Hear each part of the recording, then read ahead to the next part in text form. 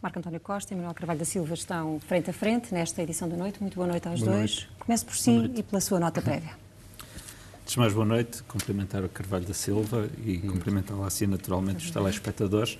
A minha nota prévia vai para um tema que já não é um tema novo, é um tema que foi objeto de divulgação a semana passada. Refiro-me aos dados publicados pelo Eurostat relativamente ao desemprego do mês de junho, que me parece que terá passado um pouco despercebido à opinião pública, dado o ruído que outros temas, obviamente, assumiram no espaço mediático.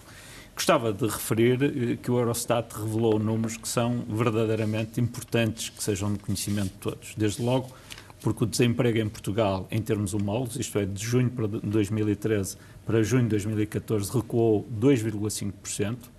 Isto significa que foi o maior recuo de desemprego da União Europeia e significa que há menos 143 mil desempregados em Portugal, dos quais 20 mil são jovens, e a nível do desemprego jovem tivemos um recuo na ordem dos 4,5%.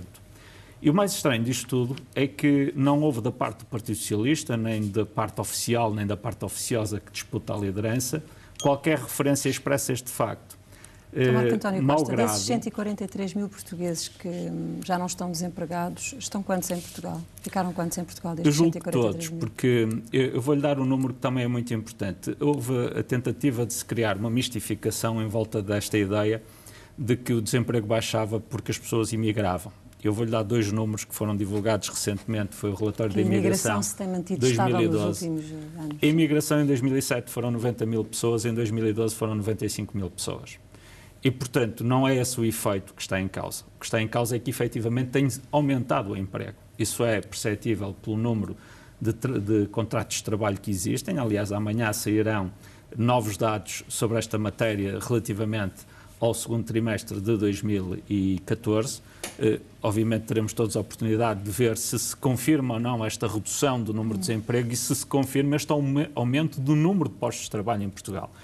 Eu julgo que isto é uma boa notícia, não é para o Governo, é uma boa notícia para os portugueses e, lamentavelmente, mais uma vez, o Partido Socialista ignora de forma ostensiva este facto e não se pronuncia. No momento em que o Partido Socialista está a tentar debater o país, passa ao lado de factos tão relevantes como este do desemprego. Mas deixe-me perguntar-lhe uma coisa. Esta taxa de desemprego que refere são pessoas que têm direito à proteção social do Estado, ao subsídio de desemprego. São o número de inscritos nos centros de emprego. Estamos a falar de termos passado, mais concretamente, 866 mil inscritos em 2013 para 723 mil inscritos em 2014. Quantos desses não saíram diretamente para uma situação de emprego? Eu julgo que amanhã ficaremos a conhecer os dados concretos, porque o número de postos de trabalho que foram criados são o valor mais importante. Mas se recorda, já em 2013, no final de 2013 e início de 2014, se discutia muito essa questão, que era saber se a baixa de desemprego que se começou a verificar a partir de meados de 2013 era sustentada ou não. E comprovou-se que haviam sido criados dezenas de milhares de postos de trabalho por aquilo que era exatamente a criação de novos contratos de trabalho. Aliás, também interessa saber se esses contratos de trabalho são fundamentalmente contratos de trabalho precários ou a título definitivo. É muito importante saber isso para conhecermos estruturalmente a evolução. Eu julgo é que não se pode assistir a isto que está a acontecer em Portugal, que é o Partido Socialista debate as questões centrais, ou tenta debater as questões centrais da governação e passa completamente de forma lateralizada a um tema que é um tema fundamental para os portugueses. Se me permite um comentário, não vou debruçar-me sobre esta matéria porque escolhi um outro tema, mas em tempos como aquele que vivemos em Portugal, de crise, é importante ver os números do desemprego, mas é importante ver outras coisas, algumas das quais até já foram mencionadas. Ou seja, qual é a taxa de emprego, qual é o desemprego de longa duração, ver quais que dimensão as pessoas que desistem de procurar emprego e que não se inscrevem, a evolução da qualidade do emprego é uma questão fundamental. Nós podemos estar com precariedade e com abaixamento das condições. Aliás, um relatório recente sobre o trabalho temporário, e nós sabemos que hoje há a fazer empresas de trabalho temporário a contratar médicos e profissionais qualificados, e o nível salarial médio é impressionantemente baixo, não é? E as condições dos desempregados. Portanto, há um conjunto de matérias, quando se fala de desemprego e emprego, é preciso abordar. Mas o tema que eu escolhi hoje para o meu minuto é a ingovernabilidade. Nós ouvimos muitas vezes dizer que o país é ingovernável se não houver entendimento dos partidos, do chamado arco da governação, que é uma expressão, é uma apropriação, né, da ideia do exercício do... Ou melhor, é uma ideia da apropriação do exercício do poder, porque não há arco da governação, não deve haver, em democracia deve haver condições para que todos possam participar no governo. Mas este é o problema, o Presidente da República tem feito campanhas em relação a isto, e o problema das dificuldades de governabilidade do país não se situa aqui. Aliás, os partidos do chamado arco da governação estão cheios de dar sinais de que estão absolutamente dispostos a cumprir as incumbências do governo externo, ou seja, do Fundo Monetário Internacional, do Banco Central Europeu, da União Europeia, e no plano interno têm imensos comprometimentos com os poderes que nos desgovernam. E nós vivemos agora situações muito delicadas em relação a isto. Este caso do BES, com certeza vamos falar dele, mas mostra à evidência que a gestão privada dos Ricardos Salgados deste país, e que não são poucos, não pensemos que é um caso isolado, são gestões privadas, que normalmente se diz, não, é da responsabilidade dos privados, mas os atos que fazem têm influência sobre a vida coletiva da sociedade portuguesa. Eu não imagino mesmo, e julgo que hoje não há ninguém que tenha em seu poder, a noção do que vai ser o impacto desta desgovernação em termos de riscos financeiros para os portugueses, mas não só. Ninguém fala do impacto na economia, do impacto no emprego, que vão ser brutais. E também o que é que pode surgir a seguir a este caso, de casos idênticos. E mostra-nos uma outra coisa que também é a demonstração da desgovernação e que nos impossibilita ter governabilidade. A Troika esteve cá. Aqueles senhores sabem muito do funcionamento do sistema financeiro, trabalham dentro dele, são especialistas. E andaram aqui, não percebem nada de legislação de trabalho, mas foram... Ou de subsídios sociais, mas foram até ao pormenor a determinar o que se fazia. Mas sobre as ingovernabilidades resultantes da manipulação de um sistema financeiro que está sem controle, porque esse é que é o problema. Aliás, este caso agora despoleta-se, né? Até há quem diga, despoleta-se a partir do clique do Banco Central Europeu. Mas, portanto, isto é que nos desgoverna. O problema da justiça é um problema, permitam-me relevar só 2 ou 3 aspectos. Porque, por exemplo, em relação a este caso, vamos ver como são os comportamentos da justiça e que tipo de capacidades é que tem a nossa justiça. Nós, neste momento, no nosso país, há situações que se tornam ingovernáveis porque nós temos excelentes profissionais na polícia, na investigação, mas não temos já músculo, como diz um meu amigo, a democracia portuguesa, o funcionamento das instituições, o funcionamento dos serviços de investigação, etc. Depois, para suportar as investigações, para levar as coisas à decisão em tempo útil, não funciona, não temos capacidade. E isto é que torna... Está a passar com o BPN, a fatura mas não só, nós vamos ver, de certeza, eu não tenho dúvidas que, com certeza, no caso Monte Branco, como em outros casos, há profissionais que intervieram ali no início para identificar a situação e que o fazem com rigor, mas aquilo que para ter eficácia precisa de uma estrutura por trás que ande, e nós começamos a não ter isto. São os desequilíbrios da justiça. É o facto agora uma parte dos pronunciamentos sobre o futuro do que vai o chamado Banco Mau, o que se vai lá passar, vai-se passar em espaços de justiça exteriores, não é? Com os tribunais luxemburgueses e de outros países a pronunciarem-se. E isto, as políticas de austeridade que a senhora Merkel e companhia impõem, que o Fundo Monetário Internacional impõe, que estão esgotadas, isto é que torna o país ingovernável. E é destas ingovernabilidades que é preciso tratar. Vamos então ao BES, e acabámos de ouvir numa entrevista no Jornal da Noite a Ministra das Finanças dizer que não há soluções sem risco. E não está na altura de nós sabermos quais são os riscos desta solução que foi encontrada? Bom, se me permite só uma nota que eu julgo que pode também contribuir, só para elucidar uma matéria que foi aqui abordada. De maio de 2013 para maio de 2014, a taxa de emprego em Portugal cresceu 2%, de 60% para 62%. Isso também é um sinal importante que amanhã poderá ou não ser confirmado pelos números que vão ser publicados. E julgo que estamos perfeitamente sintonizados naquilo que é uma verificação correta e rigorosa desses números. São números muito relevantes. Estamos a falar da pior chaga social que o país tem. Voltando à questão central deste tema, tendo a concordar com muitas das críticas que o Carvalho da Silva fez sobre algumas das questões, mas cabe-me a mim também ter aqui um papel de não ser alarmista relativamente ao tema. Em primeiro lugar, a solução que o Conselho de Administração do Banco de Portugal tomou e decidiu relativamente ao BES tem, na minha opinião, um conjunto de vantagens. Já o disse hoje, parece-me objetivo, desde logo a primeira das quais protege depositantes, são cerca de 2 milhões de depositantes, e reduz o risco dos depositantes.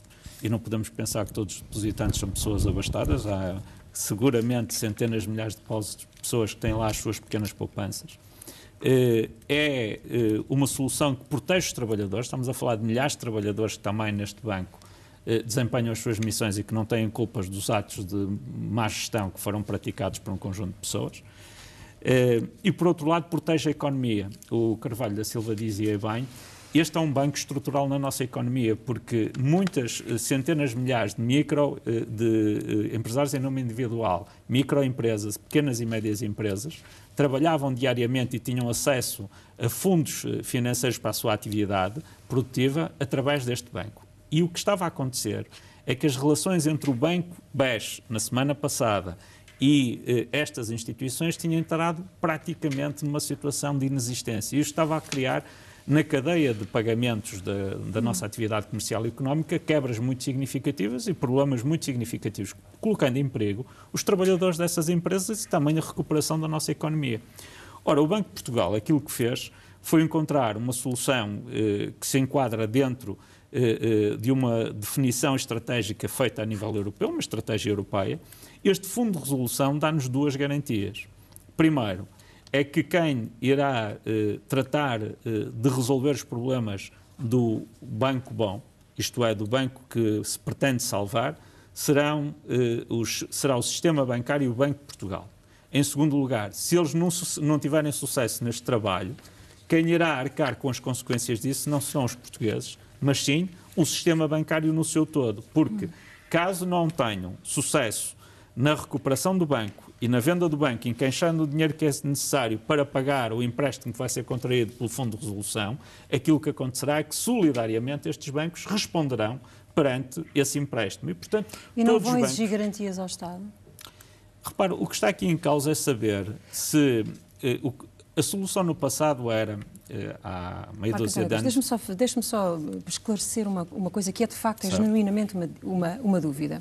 Porque agora ouvimos a Ministra no Jornal da Noite, mas ontem esta decisão vai ser comunicada ao país pelo Governador do Banco de Portugal. Certo. O Marco António agora teve o cuidado de atribuir a decisão ao Conselho de Administração do Banco de Portugal. Ora, o recurso a esta verba foi emprestada ao país. Esta verba vai ser paga, ou está a ser paga, pelos contribuintes portugueses. Podia o Governador do Banco de Portugal aceder a ela para esta solução sem autorização do Governo? Esta é uma decisão do Governo ou não é? Esta é uma decisão do Banco de Portugal. Quem tem capacidade e competência no quadro legal para decidir o que fazer com o BES e tomar esta decisão relativamente ao BES... Sim. Mas o dinheiro que vai ser usado já lá vou. É o Conselho de Administração do Banco de Portugal e ao Governador. Nós não nos estamos a esconder, nem este pretende esconder qualquer decisão atrás do Sr. Governador, nem atrás do Banco de Portugal. Mas temos de ser rigorosos, não podemos atribuir ao Governo as competências que são próprias do Banco de Portugal, que é a entidade reguladora, que tem acesso a toda a informação e que atua com base nessa informação. Assim como não se pode atribuir ao Banco de Portugal aquilo que sejam decisões do Governo. Agora, parece-me inequívoco que houve aqui uma conjugação de esforços entre a Comissão Europeia, porque a Comissão Europeia terá necessariamente que autorizar a utilização desta verba, até por razões que se prendem com matérias de concorrência, e, objetivamente, também a intervenção do Governo. Volto a frisar, se alguma coisa correr mal, quem irá responder por este dinheiro será o sistema bancário no seu todo, isto é, solidariamente todos os bancos. No passado, nas outras soluções, injetava-se o dinheiro dos contribuintes diretamente no banco que estava com dificuldades e quando as coisas corriam mal eram os contribuintes mesmo que pagavam. Portanto, há uma diferença, pagam, é o que está a acontecer, há uma diferença substancial face ao passado e por isso é que a Sra. Ministra, eu ouvi parte da entrevista que ela deu aqui na SIC, disse que esta é uma solução sem risco para os contribuintes. Não, ela disse que tem risco. Desculpa, ela diz que é tudo não tem há risco. Decisões, claro. Não há decisões sem risco. Mas o Manuel Carvalho da Silva sabe e compreende que aquilo que está aqui em causa é 2 níveis de proteção que não existiam no passado. Peço desculpa. Sobre isto, 4 notas muito, muito curtas. A primeira é registarmos hoje, mais uma vez, desde ontem, aliás já se sabia há dias, que em várias afirmações, o Primeiro-Ministro, o Ministro das Finanças, mas em particular o Primeiro-Ministro, o Presidente da República, o Governador do Banco de Portugal, não falaram verdade aos portugueses. Essa não é uma questão pequena no meio disto. Andaram a fazer promessas, a assumir posições que não resolvem. O Banco de Portugal pautou-se nos últimos tempos e com isto eu tenho o maior respeito pelo Governador do Banco de Portugal, mas há coisas que são objetivas. O Banco de Portugal centrou-se essencialmente numa ação de andar a fazer, por um lado, uma preocupação justa, que é não criar uma ou outra posição, não criar excessiva agitação. Mas depois uma enorme operação de charme e a correr atrás dos prejuízos. E continua neste processo a correr atrás dos prejuízos. Mas agora a coisa está politicamente mais complicada. O que é que nós temos? Nós temos, como aliás, por aquilo que o Marco António já disse, é claro, o Banco de Portugal tomou decisões que deviam competir ao regulador, o regulador devia funcionar, mas não funcionou no passado. Quando o regulador diz, não é, que o que se passou em setembro do ano passado e o não funcionamento daquilo que devia ter funcionado desde setembro do ano passado, e quando chega ao ponto de reconhecer que é uma intervenção do Banco Central Europeu, recentemente, não é, cortando o acesso ao dinheiro, ao BES, que isso despoleta o processo. É caso para perguntar, mas para que é que valem os reguladores? O que é que andam a regular? E ficam caros, não é? Como sabemos. Mas o que eu queria colocar em relevo é o Banco de Portugal teria que comunicar ao país decisões técnicas, mas as decisões técnicas do Banco de Portugal estão espaldadas, e não podia ser de outra forma, à luz da legislação portuguesa e não só, em decisões do Governo, que aliás até fez uma reunião extraordinária. Portanto, há decisões políticas, o Governo não pode ficar como mero comentador das decisões, como fica qualquer força da oposição. A anteceder o pronunciamento do Banco de Portugal, há todo um processo político e o Governo tem que dar a cara por ele, devia ter dado a cara, devia ter explicado aos portugueses. Não se julgue que nós somos todos, porque é uma camada, perdoem-me lá a expressão, de papalvos, que não percebemos as coisas. Isto é percebido pelo comum dos portugueses. Depois, segunda nota, o processo tem muitas habilidades. Habilidades aqui não estou a fazer no sentido pejorativo, mas há muita coisa aqui que não se percebe. Para além de ter o ancorador, o respaldo, ou melhor, as orientações das entidades europeias, etc., vamos ver como é que tudo isto evolui. Não há... Claro que é usado dinheiro dos portugueses e, portanto, há risco, porque há sempre risco. Não imaginamos o que vai acontecer. Quem me dera a mim, a semana passada o Sr. Durão Barroso diz, vem aí uma pipa de massa. Eu não sei se os prejuízos sobre a vida da economia, da sociedade portuguesa, vão ser mais já não tenho tempo para si. maiores ou menores que a tal pipa de massa. Mas há aqui uma clarificação do que é o lixo. Não vão ser os muito grandes acionistas, esses já se safaram. Quem vai pagar a fatura, mesmo no chamado Banco Mau, não são esses. E, portanto... 10 segundos. 10 segundos. Enfim. Só dizer que hoje ouvimos o Partido Socialista dizer que tinha que chamar a Sra. Ministra ao Parlamento porque não podia ouvir mais ninguém no âmbito das comissões permanentes, nas comissões regulares de trabalho. E aquilo que fez o Partido Social Democrata e o CDS foi, de alguma forma, tornar possível que fossem ouvidas outras pessoas, que reunisse a COFAP. Não pode ser de outra forma. No sentido de serem ouvidas. Portanto, nós não estamos a esconder nada, nós estamos a criar condições para que haja a máxima transparência em tudo. Mas falta, de facto, muito detalhe sobre E o Primeiro-Ministro não mentiu. Mas não é correr atrás pode ter tido informação errada do regulador, que é uma coisa diferente. E o regulador também. Não podem andar a sacudir a água nesta edição da noite, que fecha agora para intervalo. Voltamos à hora certa. Até já.